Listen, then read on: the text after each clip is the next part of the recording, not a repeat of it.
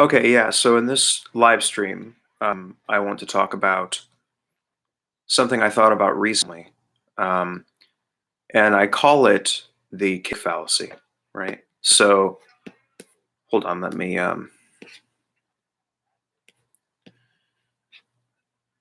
Yeah, I call it the cake fallacy. Um, got the cliche: you can't have your cake and eat it too. Right. Um, I think that you can have your cake and eat it too. You simply have to have enough cake. So it's not that isn't a good ethical rule of thumb per se. Um, and I call it the cake fallacy, but it could very easily be called other things. And I have a number of other terms for it. One of which is so we have the cake fallacy. Yeah, that's one term I have for it, the cake fallacy. It could also be the fallacy of it could be called the fallacy of attached costs. So what I mean by this is there is this presumption in human thinking, oftentimes, that benefits come with costs, that to a benefit, there is always an attached cost. On the other side of a gift, there is a curse. Um, for instance, probably inaccurate and very unfortunate notion that intelligence is linked with pessimism, for instance, um, or madness, um, or the idea that even Achilles had a heel and yada yada yada, right? So, but there may genuinely, and this is a very popular notion, and I think generally it's a restraint mechanism, um, recognizing that there are attached costs to benefits. Oftentimes, in the reality of trade-offs that humans exist in, that happens to be the case. But it shouldn't be applied necessarily as a hard and fast rule. Um, what I mean by that is, as to the cake fallacy, you can't have your cake and eat it too.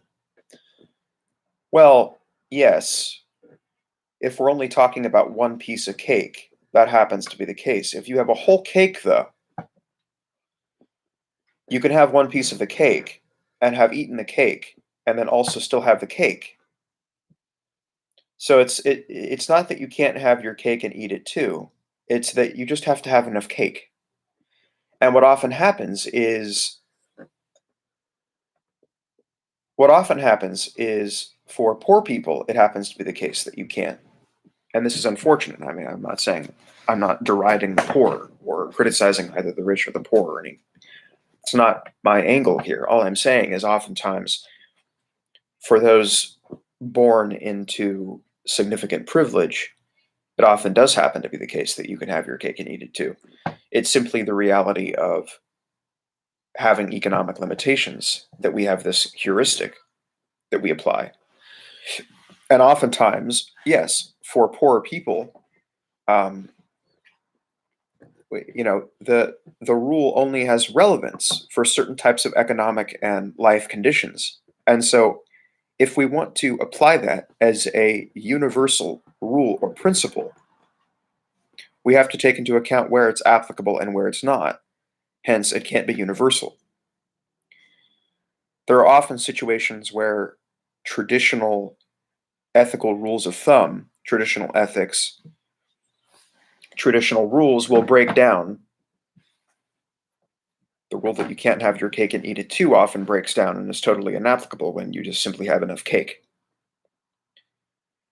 Um, as I've thought before, wealth is not happiness, but it is security and freedom. And if you have enough cake, you can certainly escape the reality of not being able to eat it and have it simultaneously. The fallacy of attached cost is very important because for many in certain socioeconomic positions, it does happen to be the case that benefits come at great costs. But if you've amassed enough wealth, individuals that have done that, have accumulated wealth, that simple rule, that simple principle simply doesn't apply. I'm not saying that wealth is then a bad thing, or that poverty is, well, I can't say that. I can't say that. Uh,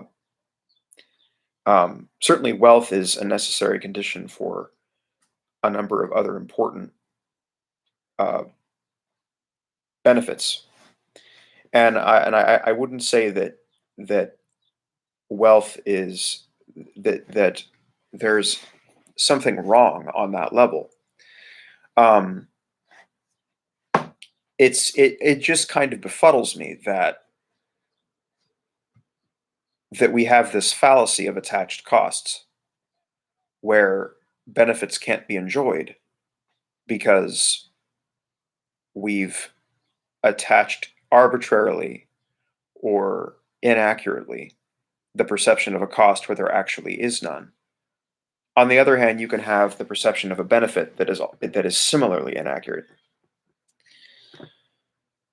But it speaks to the fact that we have many. Now, this is where I'm going. This is the deeper element to this about this idea, you can't have your cake and eat it too, ultimately amounts to some sort of platitude. And this gets deeper into a certain type of thinking of humans where we have the tendency, it's the reductive nature of uh, reducing ethics to rules of thumb or heuristics, which ultimately amount to the generation of platitudes rather than truths. And the cake fallacy is one example where there are certainly circumstances where the rule would be where this particular rule would be inapplicable or nonsensical or just plain or just frankly untrue if not unsensible. Um,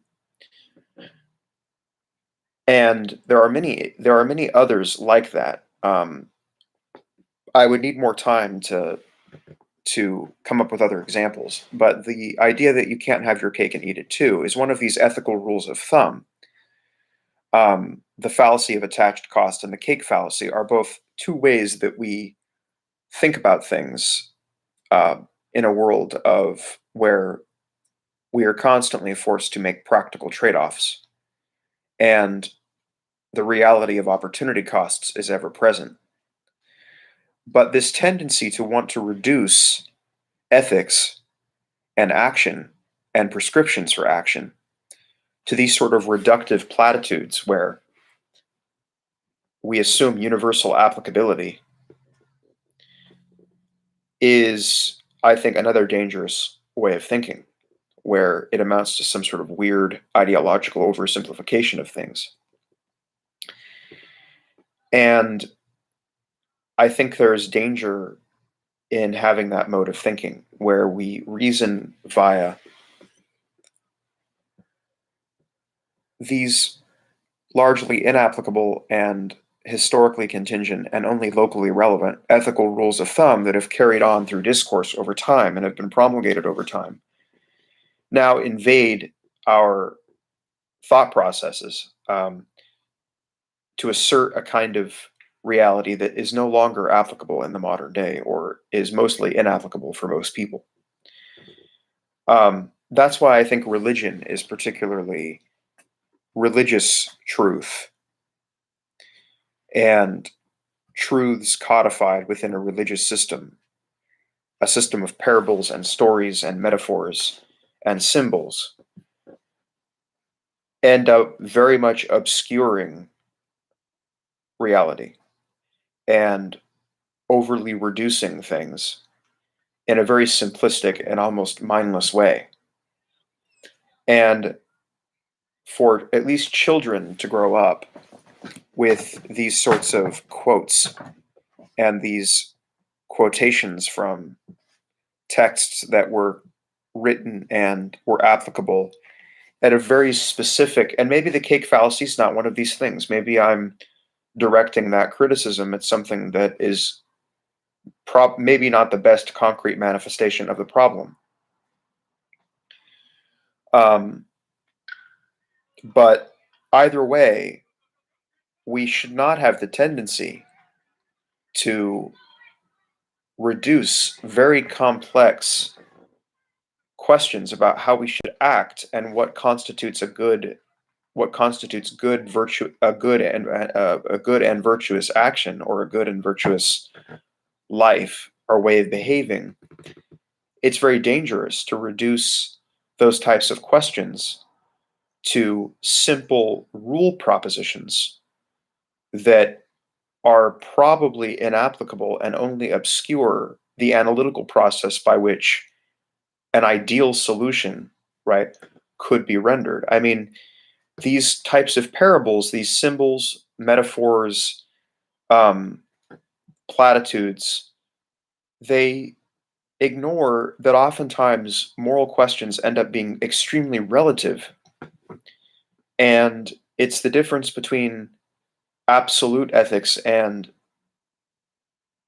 considerations of relativity, where oftentimes what is right is very, very situational and very local, not just to the individual, but to the situation itself. And I suppose that's why I would be a situational ethicist, although I think that situational ethics and systems of right and ways of distilling right and wrong into propositions and determining what is good end up, again, simply being very deceptive. And it's not to say that situational ethicism is infinitely and relativist ways of looking at what is good are,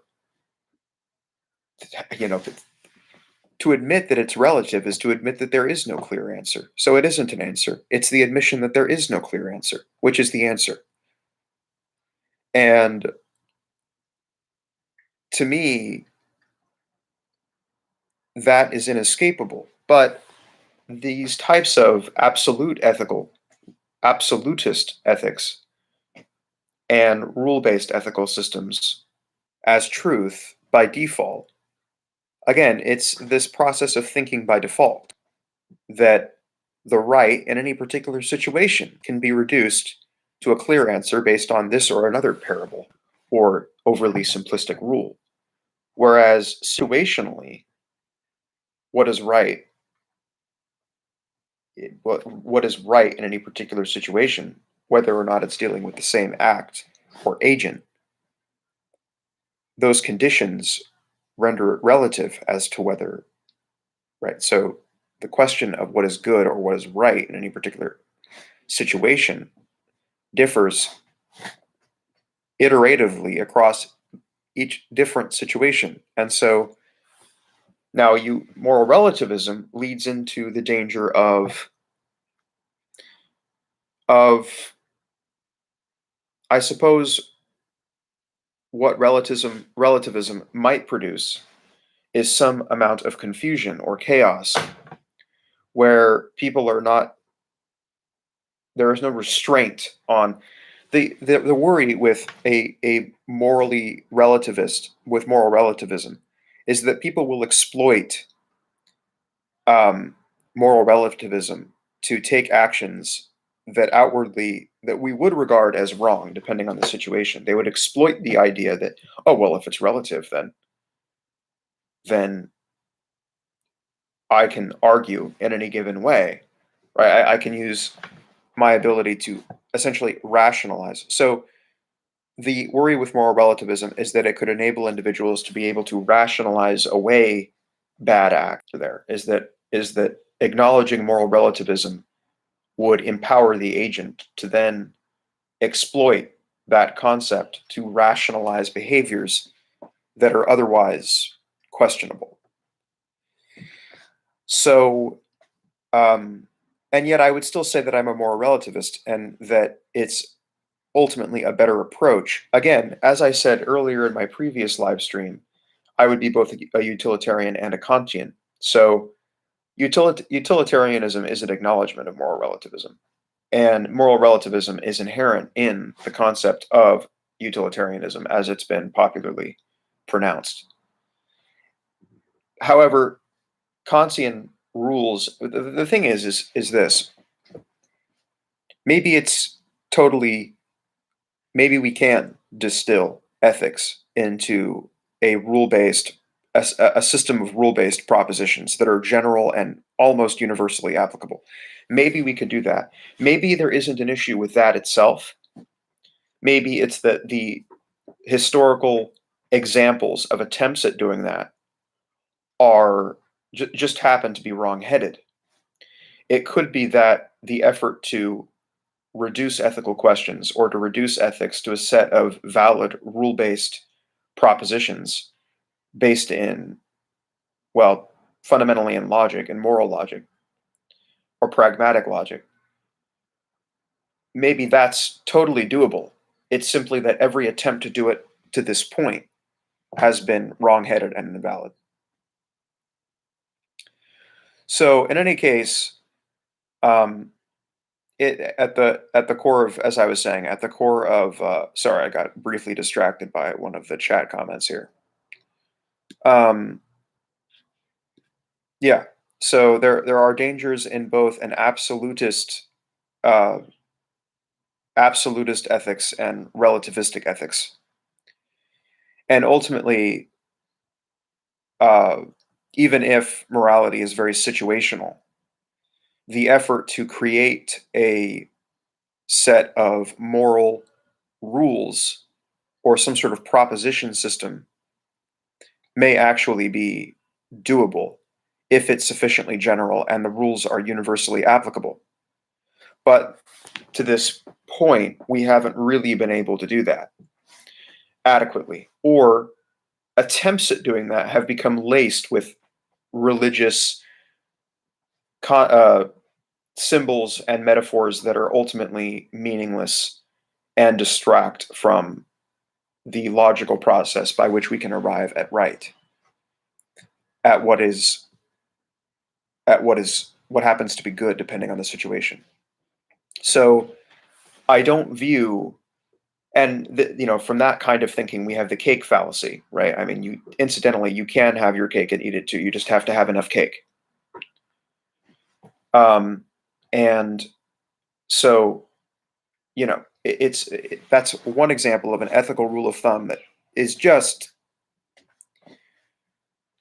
paternalistic and meaningless. But many like that are similarly meaningless and similarly wrong-headed and pushed mostly by, and then to me it seems that these ethics were uh, created in a context of authorities attempting to generate control and compliance. So, in a sense, all historical attempts at creating systems of ethics, ethical systems, have been more tools of, I suppose, tyranny, um, as an attempt to generate control over human thought and behavior. Um, the notion and the concept of hell is one very good example where moral questions are reduced to essentially, or at least the whole process of questioning is invalidated, even though the system itself was derived from a process of questioning necessarily. But it is dangerous to currently existing social systems and ethical systems to promote that questioning because it is the very source of what could invalidate the system. And I think that goes without saying, but the concept of hell and many of the components of Christianity end up being very obvious attempts at attempting to prevent individuals from acting logically and independently. Mostly independently, though, although there isn't much logic to many of the moral rules, at least as they're described. The logic put forward to support them, a key part of religion is that they are truths that supposedly are derived and are sacred and beyond the probing of logic. And again, that's extremely dangerous, to think by default and to accept principles by default and to acknowledge them as valid by default simply because 1,000 others did at one point in history. So ultimately, in attempting to derive a set of ethical rules in the form of a valid ethical system, a secular ethical system, we have to pass through the shadow of moral relativism. But ultimately, that process ends up producing a more refined and justifiable system.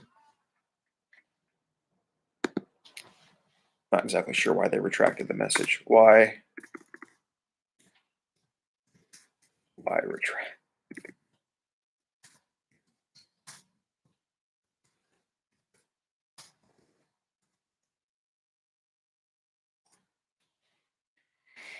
In any case, it's just funny to me to take these sort of. Now, I'm gonna, for my own fun, what I'm gonna do is I'm going to. What would that be, right? So it's you can't have your cake and eat it too. It's an example of what?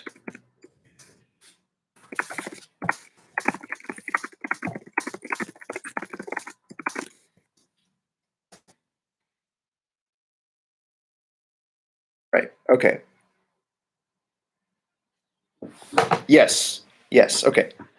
You can't have your cake and eat it too is a phrase that means there are two options that someone wants, but they can't have both because the options conflict with each other. So it's the nature of it's a statement about opportunity costs. So in choosing this, I do not choose this. Is the concept of an opportunity cost distilled? Um, in choosing to do this, I choose not to do this. Hence, there is a cost associated with choosing to do this in the form of not choosing to do other things that are equally valuable. And because they're of equal value, it makes the decision difficult because how do you discern between multiple options that are of equal value? How do you quantitate or quantitate? How do you quantify what would be the best option if all options are of equal value? And if they're all of equal value, the opportunity cost arises, which is equal to, which is precisely equal to the value of any one of the other options that you are. But since the value of each are equal, it ends up actually being not very difficult to decide between and then being able to make the opportunity cost. Because they're of equal value, if they're of equal value, just choose at random. Nonetheless, it still goes without saying, even if they are of equal value, and it's oftentimes that options are not of equal value. That's only a theoretical possibility. In any case, you can't have your cake and eat it too. You can have your cake and eat it too. You just have to have enough cake. But I was wondering what. Let's see here. Okay, it's an idiom, which I thought that's what it was. Let's go through some others.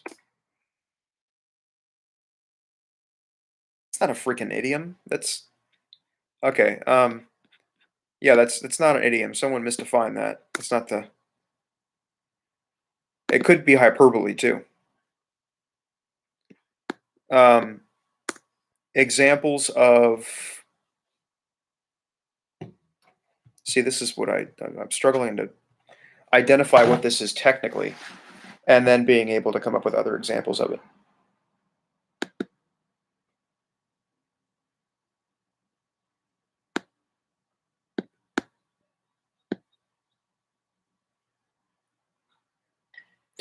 Yeah, I suppose. Okay, wait. So I'm trying. I need to minimize the size of the so that I can see what is being said in the chat. Yeah, okay, so wanting to keep your money, yeah, so what is more valuable, the object that you might purchase with the money or the money itself, keeping the money itself? I mean, yeah, um, certainly, right? Because this is the thing with having a single currency is there's an infinite number of things that could be, and it's always finite because your needs and wants are finite. So you could come up with a finite set of ways that you could spend that money, right? Um, but also, oh yeah, but if you could do that, then you could just spend the money. There'd be no restraint because then you'd be able to gauge what is of most value. The point is there are needs and wants that may arise in the future that you can't anticipate that you would need the money for. So in that sense, keeping the money generates possibility and ensures that, well, yeah, I mean, and then spending the money, you then as a consequence sacrifice all of the other possibilities that then through the purchase. Yeah, okay, I get that point.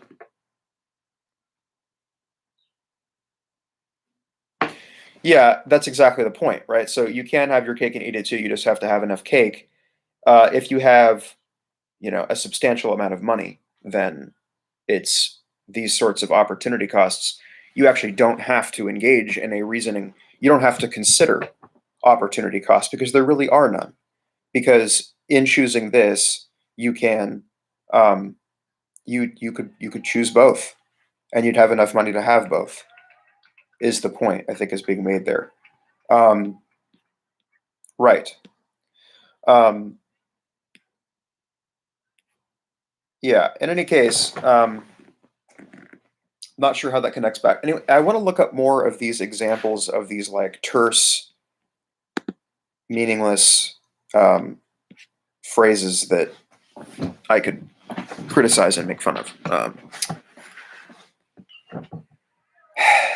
What would the term for that be? You can't have your cake and eat it too. What would the specific term for that phrase be? I feel like an AP comp I would have I can't remember the term from AP comp for what it is.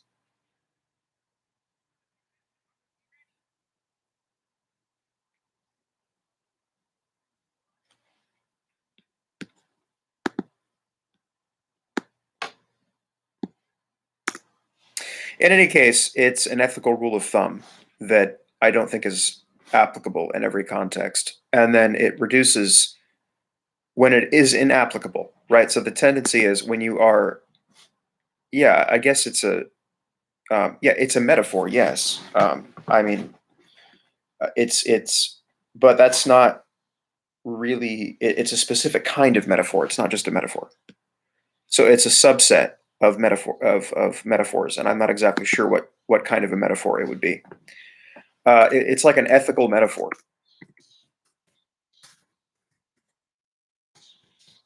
Ethical metaphors. Metaphors we moralize by. This is a 2010 article titled Practical Ethics from Oxford. Okay.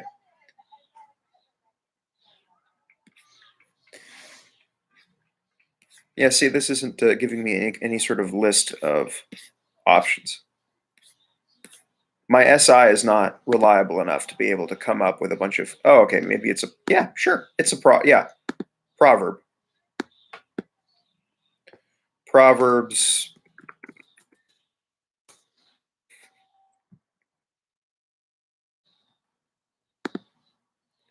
All right, here we go. Here we go. We've got a ton now. I've got supplies now. A bad workman always blames his tools. Okay. When legitimately his tools may be blameworthy. Um, not having any tools is a legitimate reason not to be an effective workman. Um, so again, you internalize that proverb, and then it's like,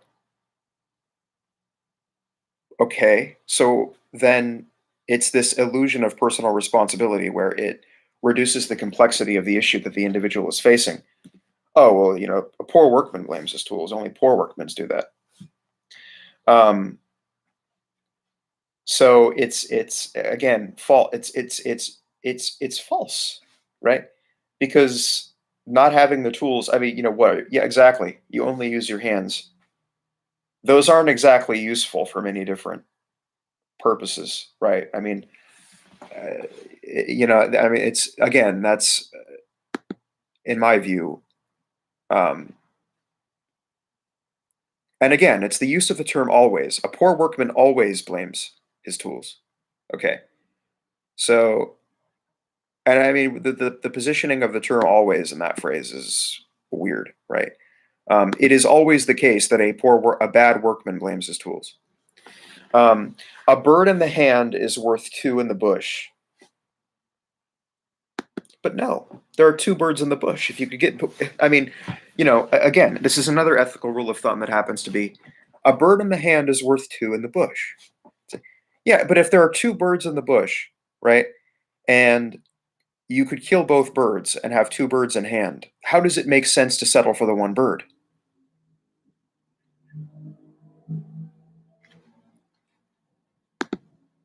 Absence makes the heart grow fonder. Another one, right? Does it? I mean, you could just as easily look. I mean, absences could weaken a relationship, right? I mean, and often does. That's why long distance relationships generally don't work. I believe I've just proved that that's an invalid proverb because long distance relationships don't work. So, if long distance relationships don't work, then does absence make the heart grow fonder?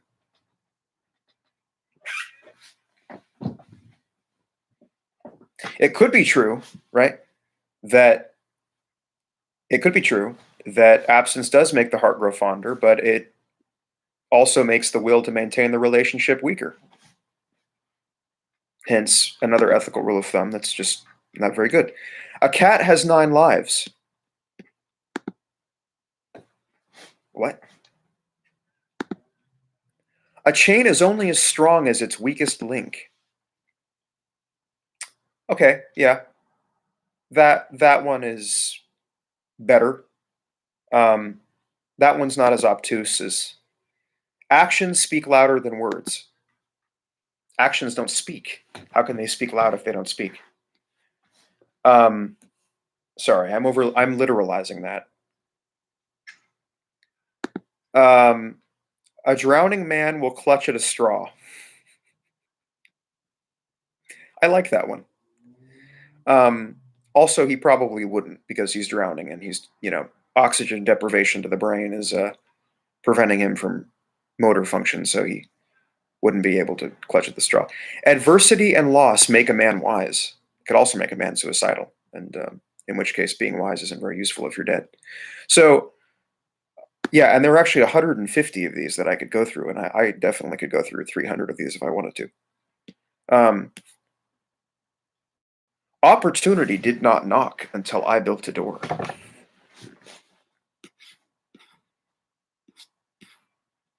All's fair in love and war. I don't think anything is fair in love, and rarely are things fair in love, and rarely are things fair in war. Always put your best foot forward. Okay, so if I'm right, dominant, right, is that my best foot? In which case, you can't have best of two options. You can only have better, right? So logically, the use of the word best there doesn't even make sense. Always put your best foot forward, really. So it's just about putting your better foot forward. I get the point, though.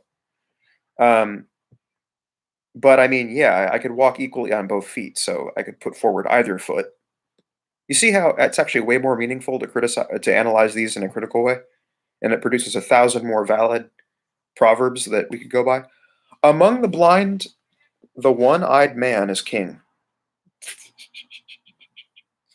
That one is genuinely funny. An apple a day keeps the doctor away. Another one, and people only like that one because it rhymes. I mean, there's this tendency I feel it's like in poetry or whatever. Why is it deeper? Because it rhymes. I don't get it. An empty vessel makes much noise. An idle brain is the devil's workshop. An idle brain is the devil's workshop. That's I could get on board with that one though. Appearances can be deceptive. Yeah, no shit. That isn't even a proverb. That's just a statement of a fact. A rolling stone gathers no moss. Why would I want to? Why would I want moss? Like why? Why would I want to gather moss? A ship in the harbor is safe, but that is not what a ship is for.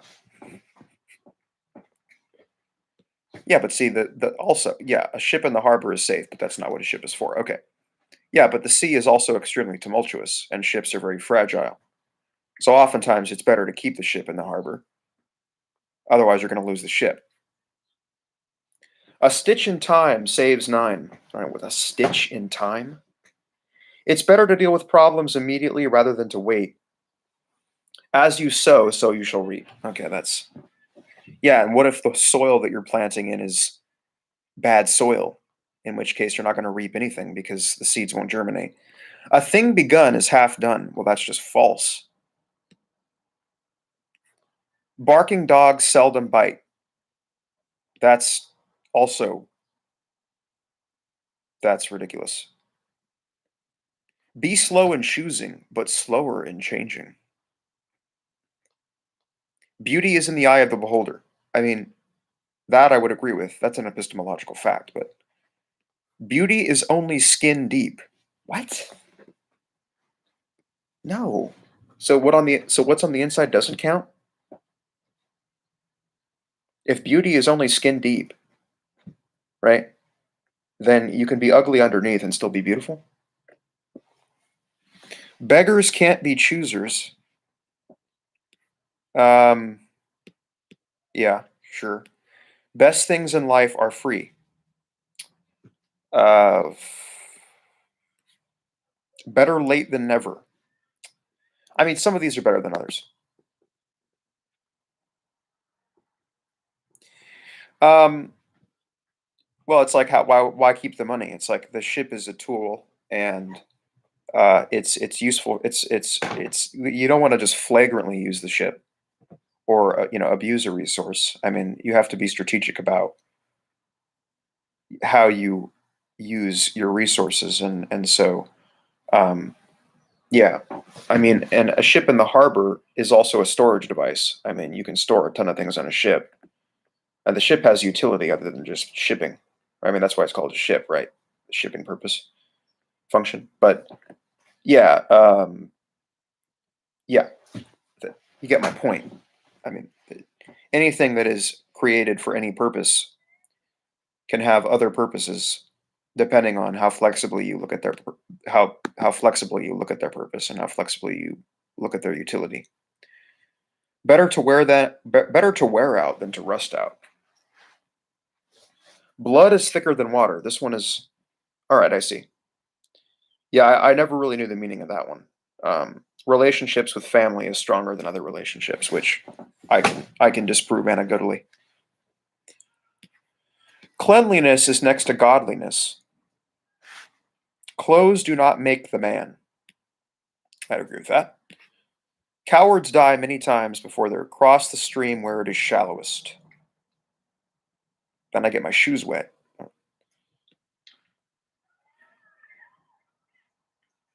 Curiosity killed the cat. Yeah, it could have also very easily caused the cat to learn, in which case.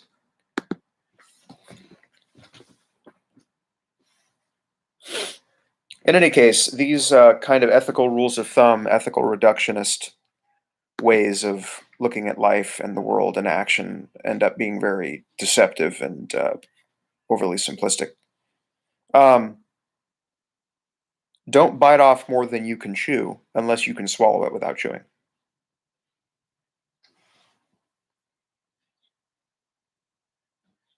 So, yes, you can bite off more than you can chew if you can swallow it without chewing.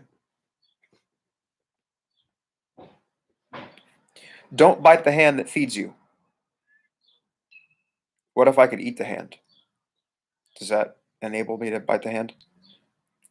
Don't blow your own trumpet. All right, so I'm going to steal someone else's trumpet and then blow theirs instead.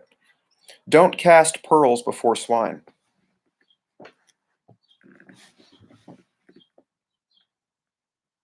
Don't count your chickens before they hatch.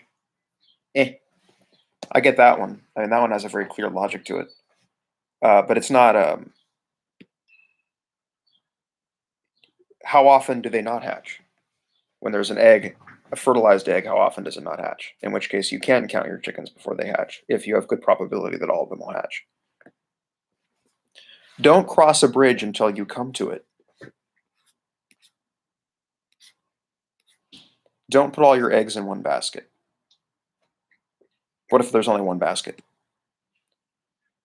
And also, you wouldn't need to put all of your eggs in the basket. What if you have 1,000,000 eggs? Oh yeah, but you're saying all your eggs. Don't put the cart before the horse. Do things in the proper order. Okay. Sure. But the proper order, again, that assumes there is a proper order.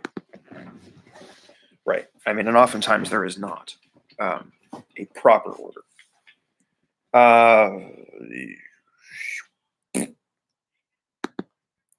Don't throw the baby out with the bathwater. Don't discard something valuable while getting rid of something worthless. Yeah, I mean, sure. It's early bird catches the worm. The best response I've heard to that one is, which is good if you like worms. Easy come, easy go. Yeah, again, I would disagree with that one pretty profoundly. Easy come, easy go. Okay. No. I mean, what if you're just super rich, and you just got a ton of privilege? In which case, many things could come very easily, which you could keep simply by not doing the thing that would cause you to lose them.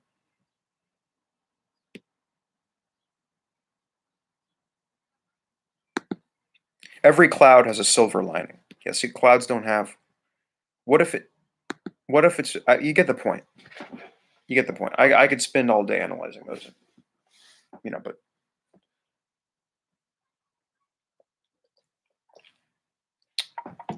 anyway.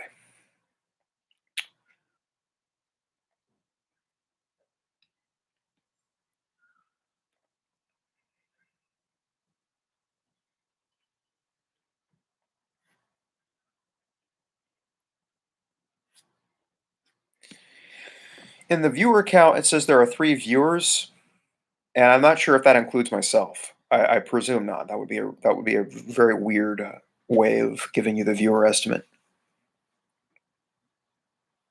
But I am watching it too, in the sense that I'm doing it in the sense that I'm watching it while I'm doing it. So, but again, that's probably not the logic they use to give you the viewer estimate.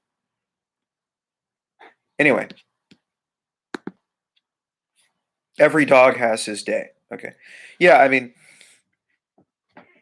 every man is the architect of his destiny. Oh, okay. Yes. So yeah, this is all, the kind of stuff that I'm talking about. They're fun, right? I mean, yeah, someone left earlier and lowered the view count. Yeah. Anyway, I'm only making them because I don't like to. So I was explaining this last night. I don't enjoy creating a video, uh, like, and then posting a video. I would rather just do a live because I can't adhere. Every time I've tried to do that, they lose all meaning.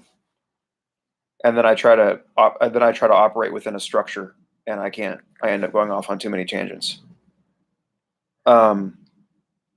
So unless the structure in advance is supposed to, unless I've intentionally created the video to be tangential in nature, then that's the structure I'm operating in. So it's not that I'm operating with that structure. I'm just operating within a flexible structure.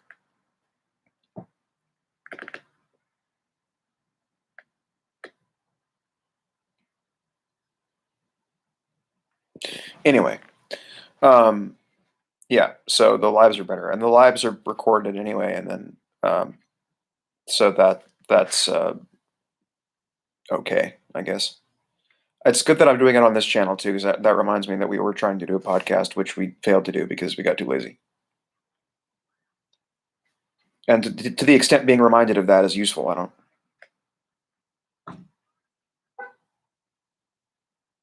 Anyway, David, your YouTube profile picture is hilarious. The globe from what is that? Don't hug me, I'm scared. I would like to get into like the meaning of those videos.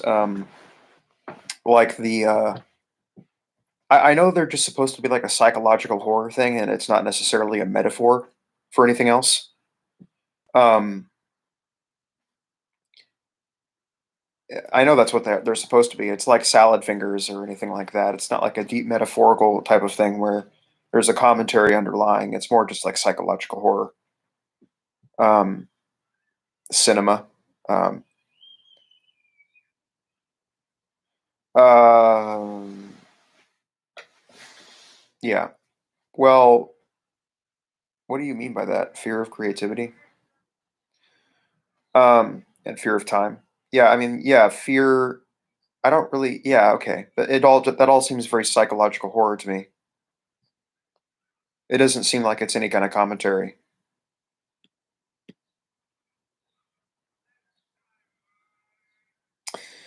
Um, in any case, those types of proverbs and stuff like that. I guess I would be against thinking in terms of proverbs unless unless we acknowledge the limitations of the ethical rule, and then I mean, I think there's a tendency like among people who are like poetic to want there's a simplicity and there's like a beauty in being able to reduce a truth to a single terse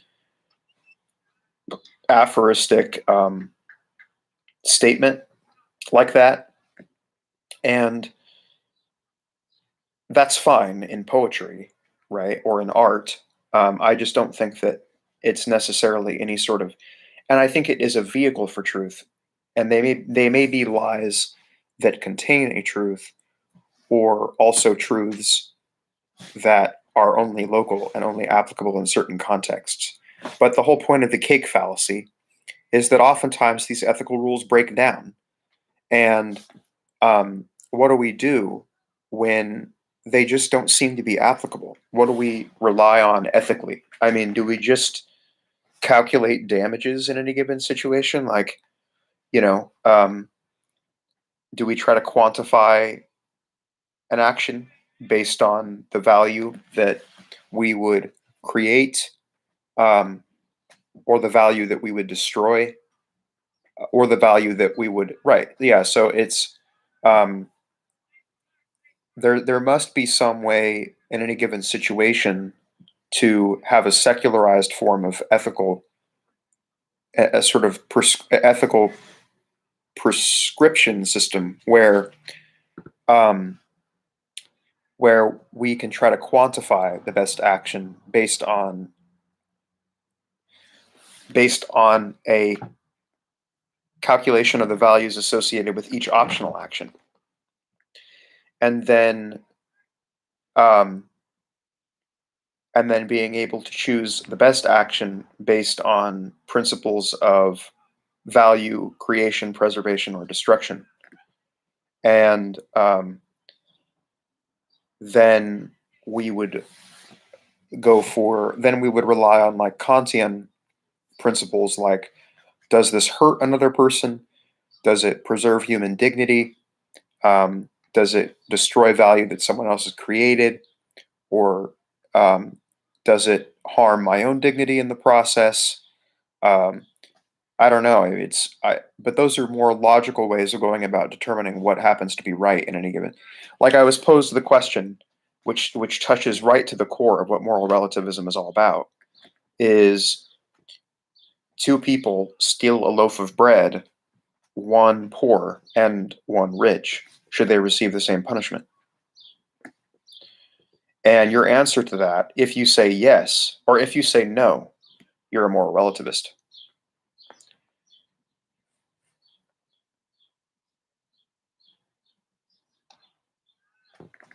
Right? If you say they should receive the same punishment, you may still be a moral relativist. But you've simply ascertained that there's something worth preserving and applying the rule equally regardless of their background. Yeah.